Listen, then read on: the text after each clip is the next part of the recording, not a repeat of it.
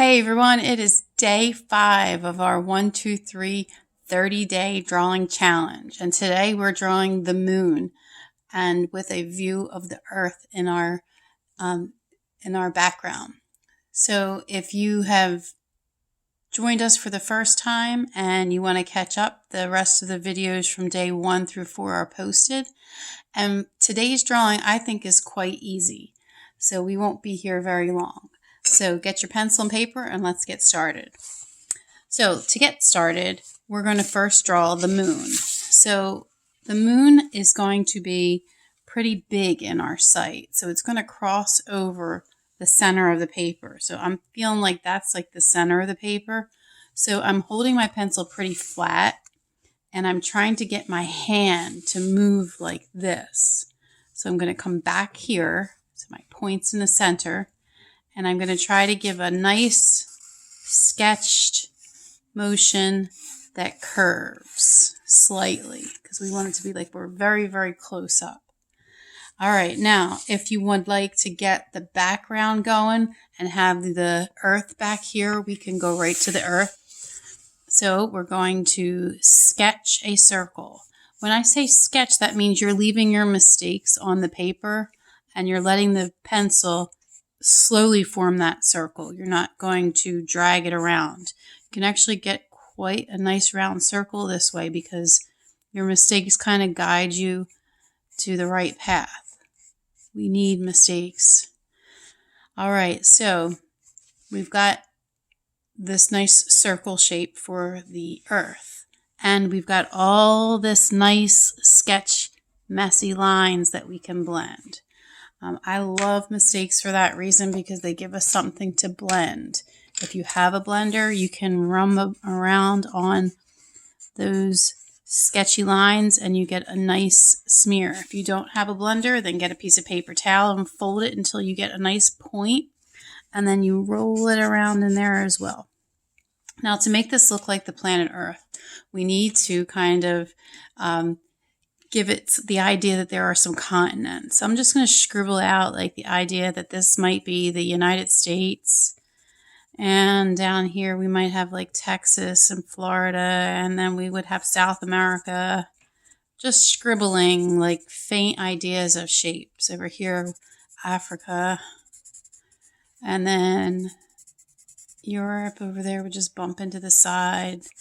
All right, so there's just an idea that there are continents floating around. And I'm taking my paper towel again, and I'm just going to mess up that work that I just did so it looks really, really out of focus.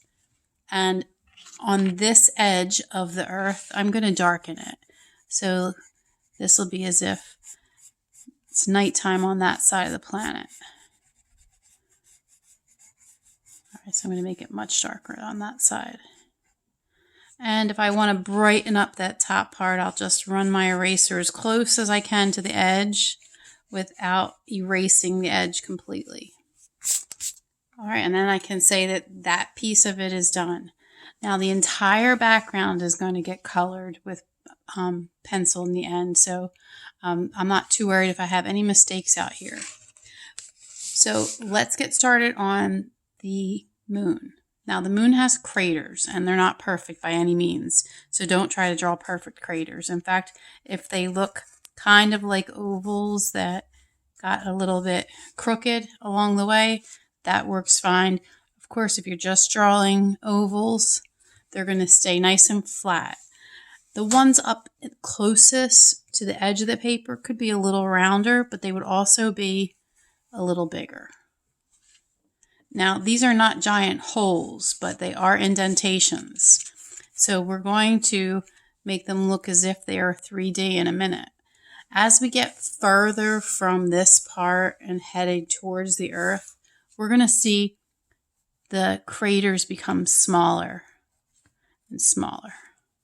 So we don't really see any opening. Maybe it's just a dash on the paper. All right, now you can put as many moon craters as you want. And as with a lot of my drawings, you know, you can really go far with detail or you can stop earlier than others.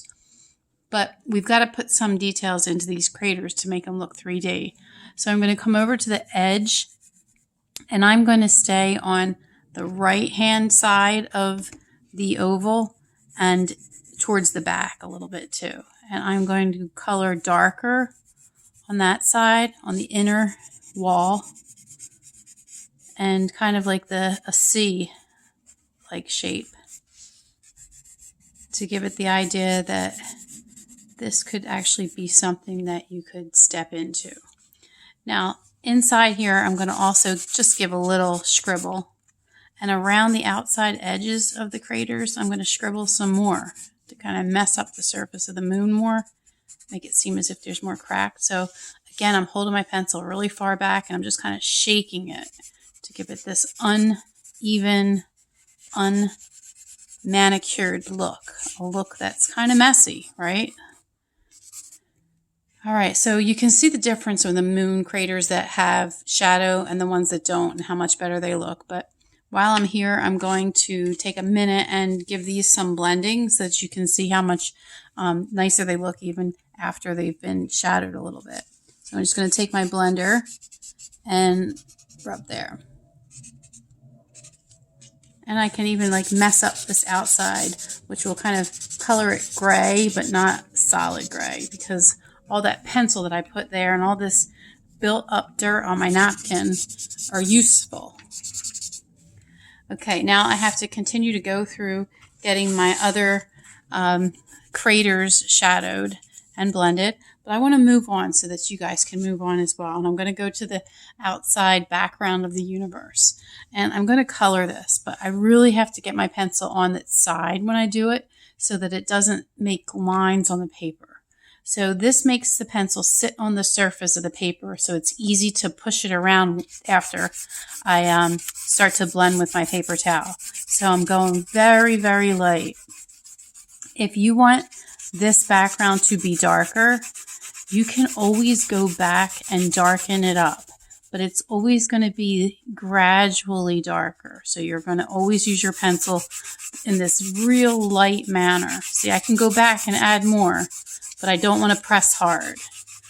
And holding my pencil back here really helps keep me from pressing hard. So if you zoom in on your pencil like this, there's just no way you can make the point of your pencil be real gentle. So I only use that for details. I'm back here right now. So these type of drawing techniques are things that you might not ever think about unless somebody brings it up to you and kind of points it out. And some people do it naturally. They just understand that they need to be light and dark with their pencil. But it's not always so natural. So learning how to get to the places that you need to be in are sometimes just understanding the pathway there. All right, so it's getting a little scratchy here, so I'm going to try to get a little bit lighter so I have less lines. Notice how my lines are all going in the same direction? Well, when I blend on these lines, I'm actually going to go in little circles, like little tornado motions to try to get rid of those lines.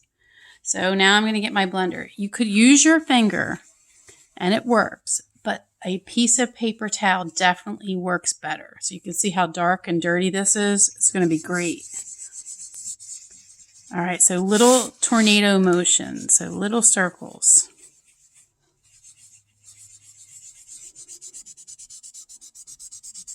My whole table is shaking. I hope it's not making the camera shake too much.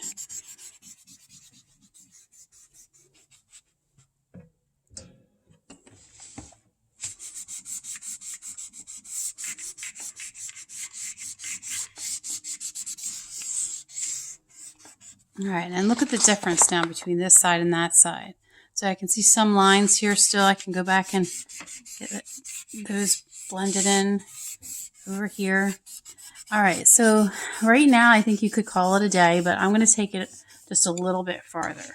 So I really like how this kind of glowed right on the end, but I really wish it was more glowing on that side too. So I'm going to bring a little bit of eraser up there to help that look like it's glowing.